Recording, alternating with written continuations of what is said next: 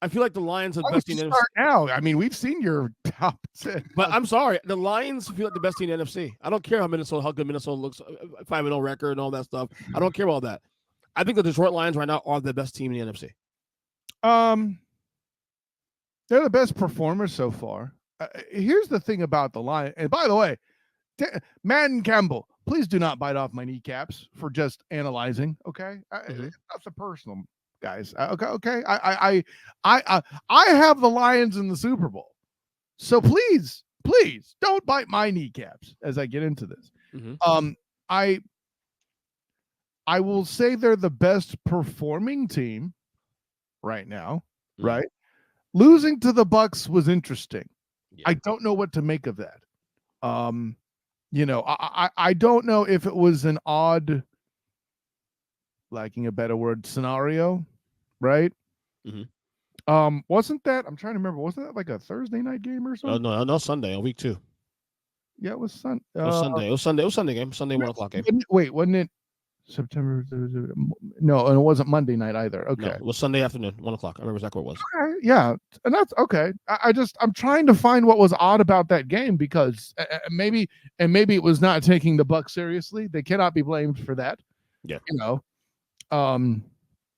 but I mean, they can be blamed for it. You're a professional team. Get ready. But like, I can see how that would happen. It's probably a better way to say that. But yeah, I don't know. They're the best performing team. But Kyle, the Vikings are undefeated. Playing who exactly? I get it. They boat raced an undisciplined Texans team who will be third or fourth in the AFC and then get eliminated, quite possibly, in their first playoff game.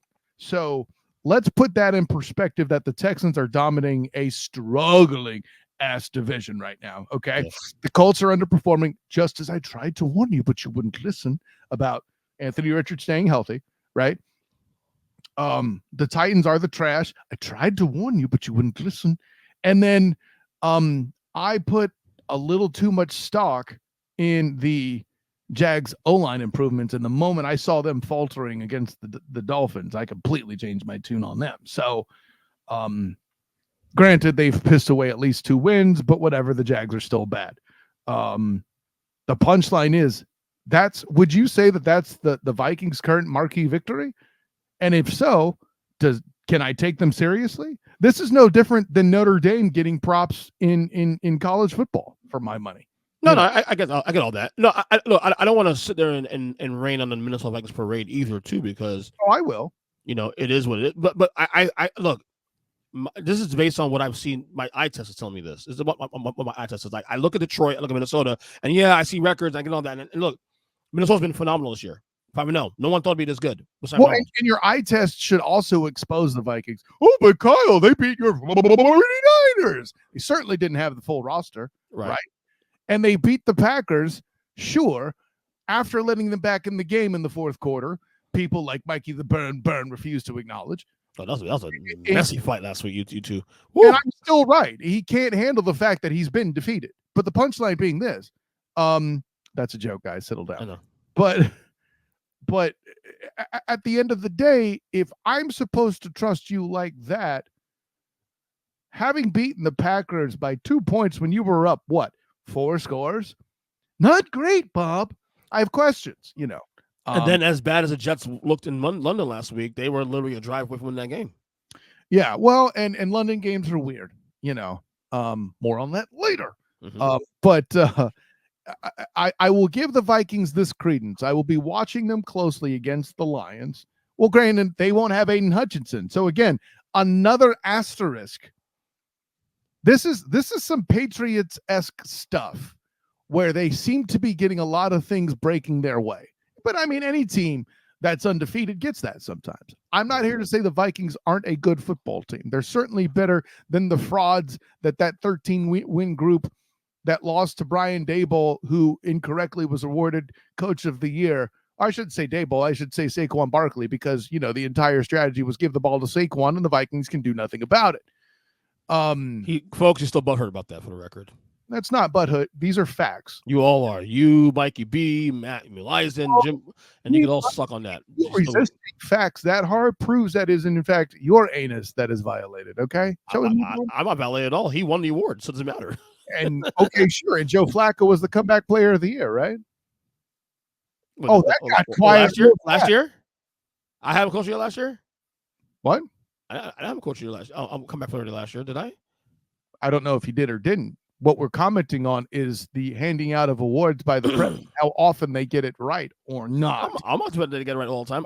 I'm just saying they agree. All I said they agree with me. Don't get it right all the time. Thank you. I'm the same, but I'm right. And they got it right because I'm right because they got it right.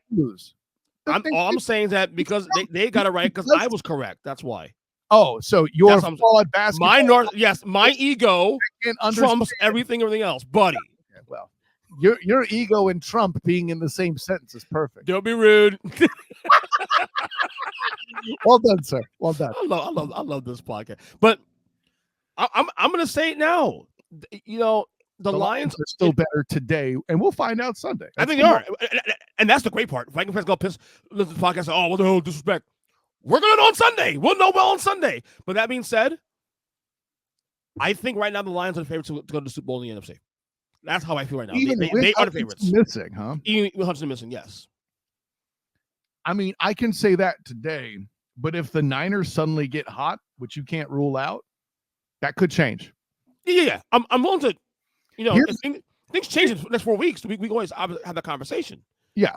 And I picked the Niners thing just because it's low hanging fruit. I don't know if that's going to happen or not. But it's also true because the Niners do this shit every. What the Niners are doing this first 5 weeks of the year, they've been doing for 2-3 years in a row. No. Last year they were dominant out the gate. Lost Trent Williams for 3 weeks and then continued to be dominant. Remember, they fell to 3-3 last year at one point. Remember? Yes.